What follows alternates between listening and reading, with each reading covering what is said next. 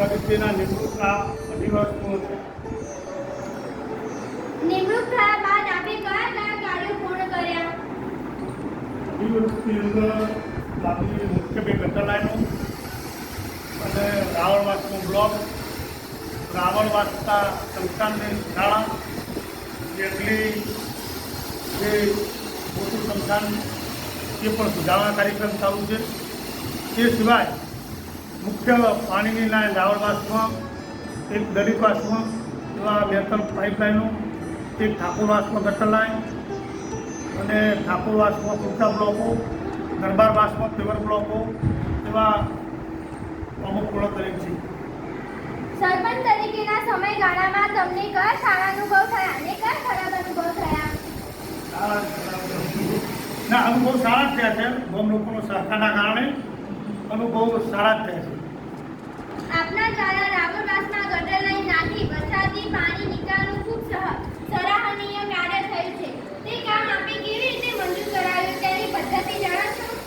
હજી તો એ જિલ્લા પંચાયતના સદસ્ય દ્વારા જિલ્લા પંચાયતની જે ગ્રાન્ટ આવે જે રેતી કંકર ગ્રાન્ટ કહેવામાં આવે એમાંથી આપણે એ મંજૂર કરાય. બાકીનું થોડીક ગ્રાન્ટ જે 15 નાણાં પંચ એમાંથી એના બેના પ્રયત્નથી તે 7 લાખ રૂપિયાની ગટર આપણે મંજૂર કરી.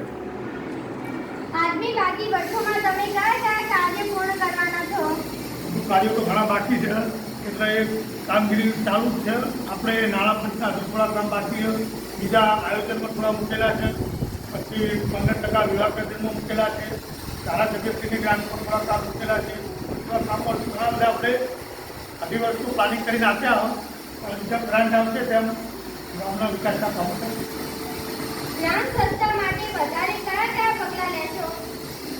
ગ્રામ સંસ્થા માટે આપણે એ માણસ રાખેલ છે. સંસ્થા માટે તો જરૂરી પડે તો હજુ અમે દરખાસ્ત કરી છે જિલ્લા પંચાયતના કે અમને ક્વોલિટીની સગવડ આપો તો ગામમાંથી કચરો બચવાનો નિકાલ થઈ શકે.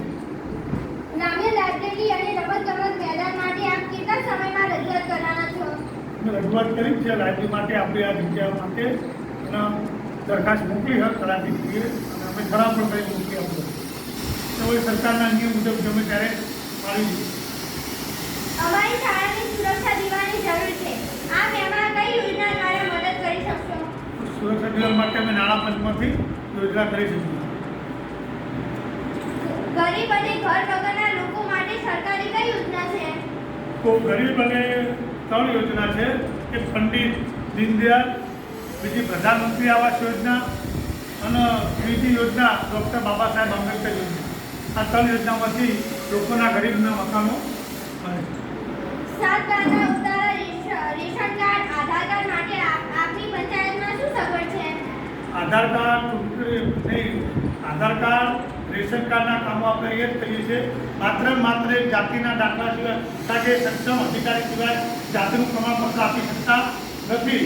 બાકીના તમામ કામો આપણે અહીંયા ગ્રામ પંચાયત લેવલે ડીસી દ્વારા કરાવીએ છીએ. પૂરથી ભૂકંપ સમયે આપણી આપત્તિ નિયમનની કઈ વ્યવસ્થા છે? ભૂકંપ આપત્તિનો નિયમ તો આપણે વિધાનન જે ખરું ને તાલુકા પંચાયત એના થ્રુ આપણે માર્ગદર્શનની કામથી કરીએ છીએ.